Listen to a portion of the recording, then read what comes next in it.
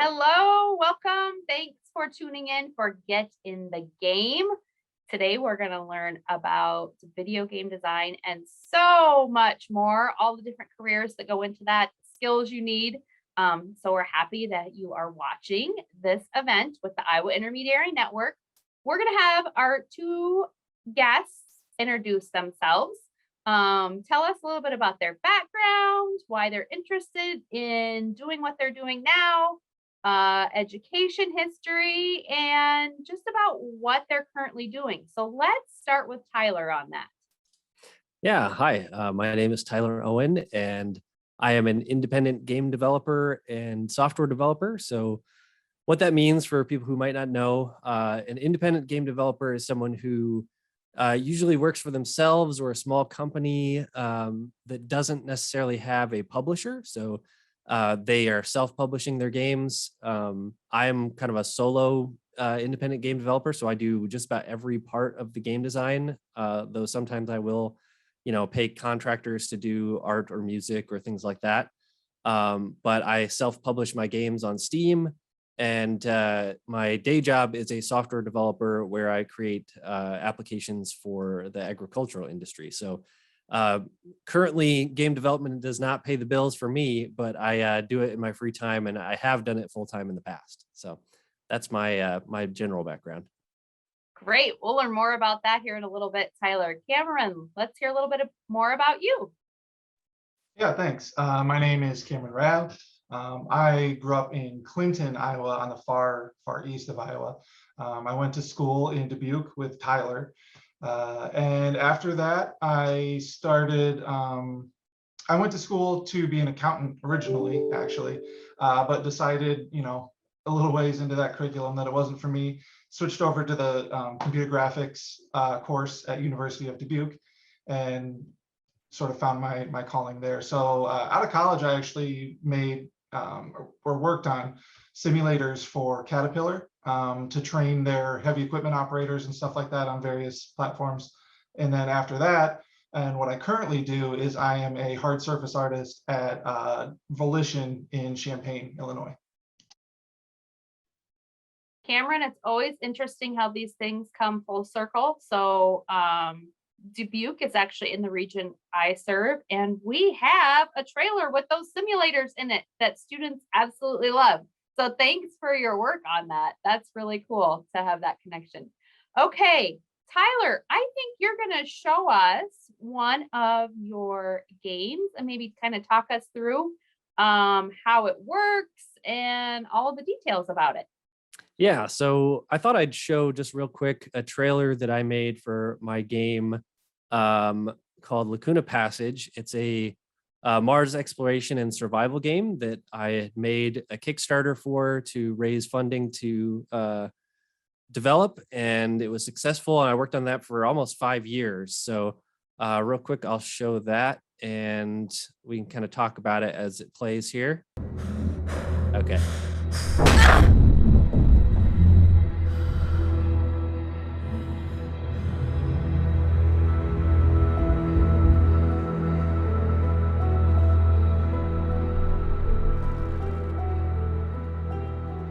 So Lacuna Passage was a game that I started making back in 2012, 2013. And it was a big project for me. One of my first big titles to release independently. And it was my brother and me and a composer for the audio and the soundtrack, and then Cameron also assisted on some of the art for this as well. And it was a massive undertaking. Several years of my life went into this, and I actually never even finished it. It was released on Steam Early Access, which was if people are familiar, it's a way to release unfinished games for people to play and test for you. And it did moderately well in there, but not enough to pay the bills. And so I ended up selling the IP, the selling the title to another developer who is now continuing development on their own. And so I no longer have input on the game, but it's still available for purchase, and they're soon to be releasing their own updated version of this. But I also still work on smaller projects in my free time now that I'm full-time employed as a software developer. And I just have a wide range of experience in lots of different aspects of game design since I did the vast majority of this game on my own. So for anyone who's interested in, getting into independent game development or just whatever aspect of game development you might be interested in, I can certainly speak to those experiences. So that's Lacuna Passage. That is super impressive. And the fact that that's from like 2012, that is amazing. I have so many questions about it. But let's go to Cameron. And can you tell us about what kind of skills or characteristics you think are important if you want to be in game design? Yeah. So game design in general, a lot of the game designers that we have at Volition, they're gamers, but they are also like students of the games they play. So they when they play these games, they're sort of breaking them down as they're playing them, like this gameplay mechanic versus that one. Why does this work? Why does that one not work? Why is this one frustrating? Why is this one like pleasing to the player? And they have a range of interests. We have various game designers for various aspects of the game. So I am a weapons artist at Volition. I work with weapon designers. My colleague is a vehicle artist. He works with the vehicle designers. Every part of the game, whether it's side missions or main story missions, there's a game designer focusing in each of those areas.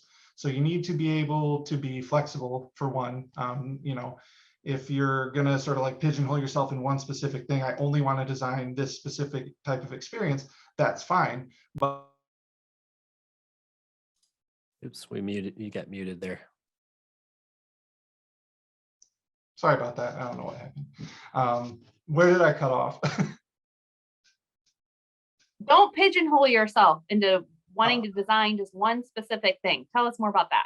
Yeah, well, if you want to be like a multiplayer designer for a studio like Call of Duty or like Bungie or something like that, that's fine, but you need to be like an expert in that. You have to be really, really good at it. But if as you're studying, as you're like going to school or whatever, you want to have a range of experiences that, you can kind of find your way. Because usually if you're going to get hired at a studio like entry level, you're going to get sort of thrown wherever they need you. So you need to be able to sort of roll with the punches for a while until you can kind of find your niche, and then you can focus exclusively on that if you would like to. But yeah, for new students, I think it makes the most, someone trying to just break into the industry, you need to be able to kind of handle whatever gets thrown at you, or be willing to learn that area of expertise. So I'm going to ask a follow-up of you, Cameron. What could students be doing now? Say they're a sophomore in high school. What kind of classes should they take? What kind of skills should they be developing? And then what should they be looking for college or certificates, any kind of training that they would need to get beyond high school to get into the field? So I followed the art track at in my school's program. So in terms of like what specific classes would be offered for someone that wants to do game design, I'm not 100% sure. But just as they're, they may not have access to the technology right now, if, as a sophomore or something like that, what they can do is just like, as they're playing the games that they already own, be paying attention to what you like about, why do you like this game? Why was this mission fun versus, this other mission? Try and understand what sort of makes a good game tick. There's a lot, when I was going to school, there wasn't a lot of like, YouTube was kind of not as popular as it was now. But nowadays there's like devlogs for all the major studios that they put up to sort of advertise their game and, talk about what they're making. And the actual designers are in there explaining why they made this decision? Why did we change this from this level to this level, or from this game to the next game? And you can really get some great insights in there and build up a sort of like the soft skills of a game designer before you actually start getting into like the programs and stuff that you're going to need to learn in college and beyond. So is that also a way students could network with people who are in the field currently to learn more? Yeah, I mean, the way I got from the simulators to Volition is I was on an online like messaging board called Polycount, where artists and animators and game designers, people in the industry and not in the industry sort of congregate. And I noticed an account on there that I interacted with regularly. It said Champaign, Illinois. And at the time I was in Peoria, Illinois. So I just messaged him and said, hey, I didn't really know there was much like game development in this area. And he's like, oh yeah, I'm at Volition, like it's great. And, we got to talking, became friends. And then, when a position opened up there that fit my skill set, he let me know. And that's how I ended up at Volition. Fantastic. That network is so important. Tyler, let's talk with you about, as an independent game designer, how you use your network. And do you mostly work independently, or are you constantly working with other people? What does that look like? Over the years, I've developed relationships with specific people who are I can rely on to assist on my projects. So I have a longtime partner who does all the music for my projects, and he lives in Australia. So like it's funny how you make those connections. Like over time, when you start working on something small scale and you find other people who are passionate about the same thing, you inevitably end up forming relationships and network connections that can last for decades. So it's very helpful in that regard, because I know exactly who I can turn to when I need something specific done. And so, yeah, putting yourself out there, getting involved in message boards, things like that, I think is super important. And I think one of the things that Cameron alluded to was that a lot of these designer roles, there aren't many entry level positions for things like that. And it often is very helpful for someone to take one of these other disciplines as an entry point and work their way up to a designer position. So starting as an artist, starting as a programmer, starting as an audio design person, those are all things that can get you involved in a project that gets you exposure to design concepts and allows you to learn kind of on the job. And eventually, if that's a position you want to work your way up to, you can move there. The other way, the way that I've done it, is that I've just wanted to be a game designer and didn't want to wait for anybody to give me a job. So I just started making games, and anyone can do that. There are plenty of resources online, tutorials, free programs and applications that can help you to just start doing what you want to do right now. There's really nothing stopping you. And yeah, and to that point, like Tyler will tell you, and Tyler's sort of trajectory has been, he started out with pretty simple games. He's, this isn't like saying like go out and make your own big massive thing if you don't want to. You can start very small and work your way up, and like you can learn a lot of the very important techniques for how to make a game from a very simple game.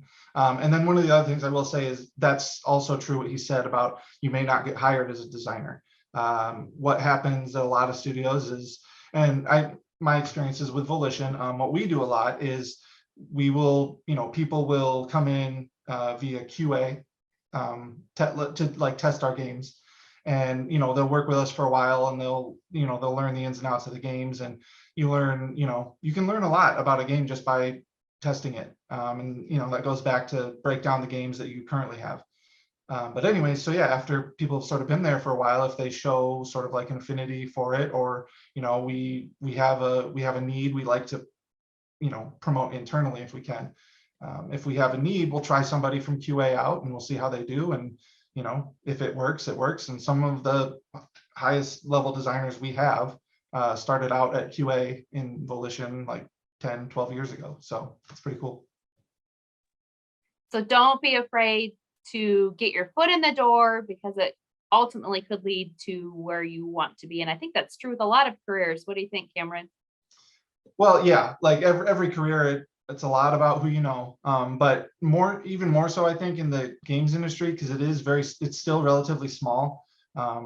And I had one connection before I started at Volition, and then I got the job, and within a year, I got to befriend people, and they went to a different studio, and now I have a connection at that studio, and it expands really quickly if you can get your foot in the door at a studio. And yeah, I would definitely recommend it. Tyler, I have a question for you, especially as an independent game designer. Where do your ideas come from? Good question. Well, so I mean, I think what Cameron said about being a student of games is really important for a game designer. When I'm playing games, I'm critiquing them. I'm breaking them down. I'm trying to determine, like, why am I having fun right now? Why am I not having fun right now? And I think it's not unique among most forms of entertainment that people borrow from everywhere. I mean, any game you look at today, you can kind of piece together its DNA of where it came from previous generations of games. And mechanics are borrowed from here, design is borrowed from there. So really, like, the game I'm currently working on, which I don't have anything to show right now, but the game I'm currently working on was it was originally it's a mechanic borrowed from a game that was on Apple PCs, like 20 years ago, and I haven't seen it since then. And I just remember playing it as a kid, and it's a mechanic that I haven't seen in many places. So I'm just going to borrow it and make a modern version of that mechanic. So that kind of stuff happens all the time. I mean, the thing that a lot of industry people will tell you, though, is that ideas are a dime a dozen. Everybody has ideas. It's your ability to execute on those ideas that sets you apart and makes you qualified for a position as a designer. So really, for an independent developer, it just comes down to just doing it. When I went to my first game developers conference out in San Francisco, over a decade ago, there was an independent game developer competition where people would submit their games and be judged in the indie game competition. And the winner that year, I went up to his booth and played his game, and I asked him, like, how do I become a game designer? Like, what do I do? He's like, don't ask anyone for permission, just do it. And that was like the best advice I've ever gotten. So I was at the time within the same program that Cameron was in as an artist, trying to be a game artist. And I thought, if I want to make my ideas, it would take me years and years and years to work my way up at a company to become a lead designer where I could say, here's the game we're going to make, everybody. I didn't want to wait that long. So, this guy was an independent developer making his own games and releasing them by himself. I'm like, I could do that. So I, looked up the various resources and applications you can use. There's a program called Game Maker. Unity is one of the most popular game engines, which is the one I started learning how to use. Like, these things are out there for you, and there's so many resources on YouTube and other websites to learn how to use them. That is definitely, if you want to make a Call of Duty or something like that, it's possible and you can do it. It takes a lot of effort and connection, but you can do it, just like Cameron has. But if you want to tinker and want to learn quickly and want to make your own games, independent development is certainly the fastest route to get there. Sounds like the creativity you are able to incorporate too, because it's all your own, right? I mean, you can do what you want. Yep. And and sometimes that, as an independent developer, that is kind of scary because, if you're trying to do this full time, like I was for several years, you are highly dependent on, this one product release, right? If it succeeds, then you succeed. If it fails, then you fail. Like, I wouldn't say that that Lacuna Passage was a failure. It didn't bring in enough money for me to feel financially stable, and so that's why I took employment as a software developer. But at the same time, without I taught myself how to program by making video games, and I would not have been qualified to get this job as a software developer without that experience. So I'm very grateful for that. And it still allows me to make games in my free time. And I still really enjoy that. That is great. I appreciate that. Just that insight. Like, you might not Yeah, always be able to make money at your passion, that but dose there of you can still reality. do it. Oh yeah. The best comparison that I like to make is that trying to become an independent game developer today is similar to what it's like to try and become like a rock star. Like in order to make money doing it, it's very difficult. Like everybody's in a band playing at a bar making pennies, right? But only a few are really making enough to be successful, quote unquote successful. But people still really enjoy just being in a band. And so if you can be satisfied with that, as I am, and not, making millions of dollars, like you can still have a really good time and really enjoy that hobby slash career path. So, but yeah, I mean, if you're certainly fortunate enough to get in with a big company and be have stable employment in that regard, like that is certainly possible, but also extremely competitive as well, which I'm sure Cameron could speak to. Cameron, do you want to tell us about how the idea generation process works then when you're within a company like that? Can you shed some light on that for us? Say idea generation? Yeah, okay.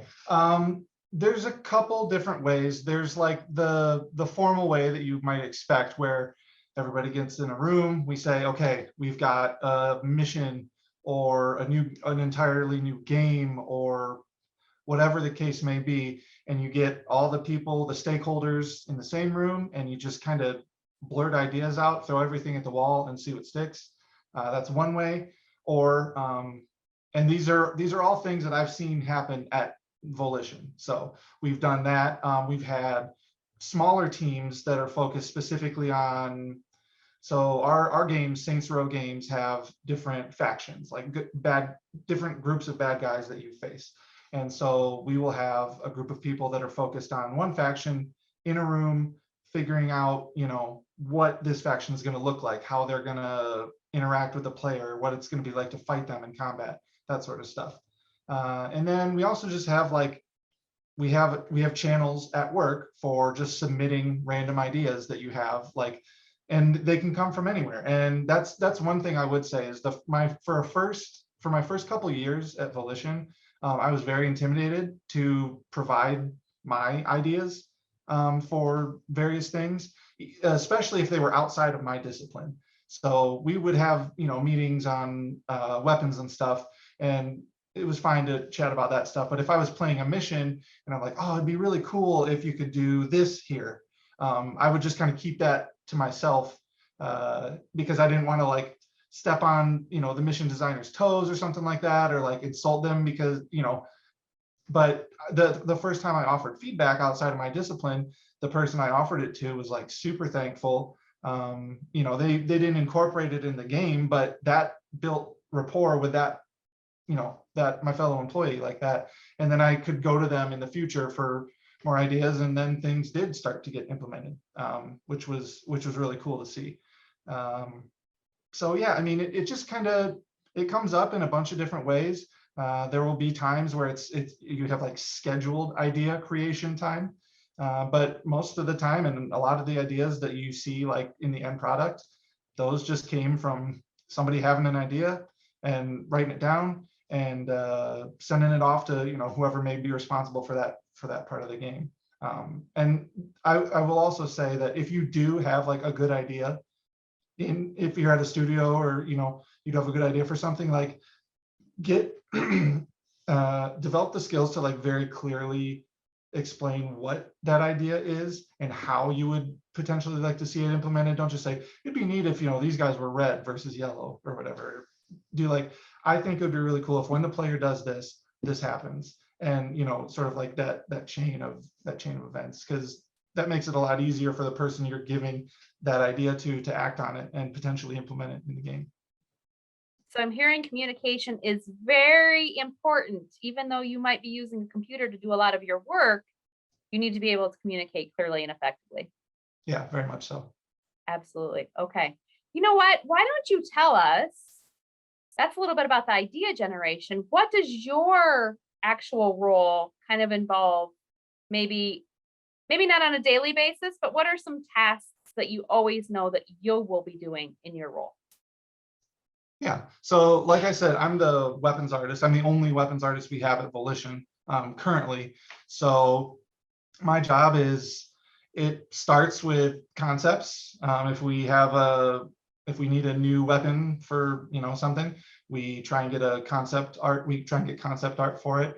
And part of my job is to direct that, say, because the concept artist works in 2D, and if they don't work in 3D, there can be some things that are lost in translation. So I'll say, this is a really cool idea. It'll be really hard for us to implement that in 3D. Could we maybe try, this or that or something like that? And I work with an art director for that. So it involves a lot of communication and being able to not only offer like constructive criticism of the art that you're receiving, but, be ready to have your ideas shot down. Like that's that's part of it. You have to have kind of tough skin sometimes.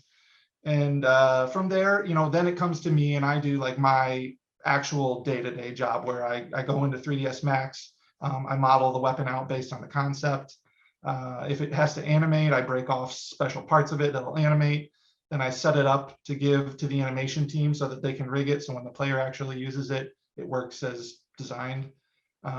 If it's supposed to do something crazy when you fire it, I make sure I set it up and put special helpers in the actual model so that our VFX team can add their magic and their sparkle to it. And this is one of the most important things that I learned in school and like getting into the industry, is that you have to be able to get your stuff in a game engine. Like that's one of the, if you're trying to get an entry-level job, especially in art, there are these programs where you can render really beautiful images of your stuff, and that's great, but it's not a game engine. You can't actually like make a game that way. So being able to get your art, or even if it's just like a game idea, being able to get it in like an industry standard engine like Unity or Unreal, you can download for free. And being able to get your stuff in there, that shows them that like, okay, there's the connection between like, they have good ideas, they can do it just sort of in this like safer area, but they can also get it in an engine so we can actually use it. And if your art is like amazing, they might be willing to overlook the fact that you can't get it into an engine yet and give you the time to learn that when you get in the studio. But you give yourself a huge leg up if you can prove that you can actually get your ideas into what they're, and it doesn't even have to be the engine that they use at their studio. If you can just show that you have that skill set, they'll be like, okay, they got it. Great, thank you. So I'm going to go to Tyler, who works with software, and said that's really good compliment to interest in game design. And can you tell us the skills and kind of what your tasks are, Tyler, and how those maybe benefit a student who's interested in game design? Yeah, I mean, it's funny because game development it's certainly its own industry, but at the end of the day, it is software development. So there are parts of game development that like if you work at a big studio, you might be doing, like if you're a programmer, your entire, for a large project like the ones that Cameron works on, you might be a UI designer working on like a single main menu for like 2 years, right? So, and that's not, you're not making necessarily game mechanics, but you're working at a game studio and you're making something that is very akin to software. So the main thing that I like to compare with me and Cameron is that Cameron is like this highly specific link in a chain. And when I'm doing my development, I have to be every single link in that chain. So that means I have to scope way down. Like they're making these huge multi-million-dollar games with, dozens, if not hundreds of developers working on it. And so I've got to be much smaller, much faster, much more agile. And I have to wear a lot of hats. So my day-to-day in software development and my day job is specific because I'm a part of a larger company like Cameron is, where I'm making a specific part of a product. But in the evenings and weekends when I'm working on my games, I'm doing audio, I'm doing programming, I'm doing art, I'm doing everything. So I'm like learning the ins and outs of marketing so I can make sure that people know about my game and know where to buy it. So those are all skills you need to have if you want to be an independent game developer. But like I said, there's tons and tons of resources to be able to get your a leg up in that area. So Great. Thanks for that. Well, we have just a few minutes left. So I'd like to just end with Tyler, can you just tell us, for a student who's really like, I know this is a tough field, but this is what I want to do. What piece or pieces of advice would you leave with them? yeah, I mean, that is the thing, right? Like I always want to impart that it is a very competitive and difficult field to get into. I mean, and it's not, if you want to get into like AAA development, you have to be willing to like move or, like sometimes across the country to find a job that would employ you. So it's difficult, but you can do it. Um, it's not just a moonshot. Like you can do it. You just have to be committed. I would say that, certainly having strong levels of participation in classes like math class and art class are going to be helpful for, just general, if you want to get involved in those areas of game development, math for programming, especially. But really, you're not going to, in high school and even in early on in college, you're not going to be finding classes that are the type of specific knowledge that you're going to need to get a job like this. So you're going to have to do the work outside of class. And that means, finding out what other developers are saying on YouTube, on, their development blogs, learning these technologies, finding out this was definitely a problem for me and Cameron in college. We were taking art classes where the software we were using was already outdated by the time we graduated, right? Like we learn, so you have to learn how to be able to transfer those skills. So it takes a lot of commitment outside of the classroom. I mean, for example, I don't know, out of our class that we graduated with, the two of us, I can maybe point to 3 or 4 people who are doing anything related to their major today. And that's because it's just very, very difficult to maintain a career in that field. So, but yeah, if you've got the passion for it and the commitment, you can absolutely make it happen. I think that is all great advice. Cameron, anything to add to that as we end this session today? No, I just really want to hammer home like what's going to separate, those that make it from those that don't is going to be how much work you're willing to put in outside of your standard, classroom stuff, really. Because I waited too late. When I graduated, like I took my first 3D class my last semester of my junior year, I think. And so I really only had my senior year, which was already chock full of like all the other normal stuff that your senior year is going to be full of. And I did not find work when I graduated. I was living back home working at a bicycle shop for like a year and a half. But outside of when I would go home from that job, I would spend, most hours working on my portfolio. And I got lucky and got that job in Peoria doing the Caterpillar simulators. And while I was working there, basically the entire time I was working there, a 40-hour week, I would come home and work with Tyler on Lacuna Passage. And Lacuna Passage, along with my Caterpillar simulator experience, got me in at Volition. So it's start now, wherever you're at in your sort of education career, like start now. With what, if you don't have access to a computer at home, you can still learn about video games, go on YouTube and watch the devlogs and stuff like that. And yeah, it's putting in the work. And I wish there was like a more like substantial like recommendation, but that's really what it is. Like, it's, if you ask anybody that does this stuff for a living, or just on the side or whatever, it's got to be something you're passionate about and willing to put a lot of time into. Well, this has been a super fun field to learn about. I know I learned a lot. I'm sure everyone who watches this will learn a lot as well. We appreciate you taking the time to talk with the Iowa Intermediary Network. And yeah, just really great experiences. And we thank you for sharing them with us. Thanks for joining the Iowa Intermediary Network today. Thanks for having Thank us. you. Thanks.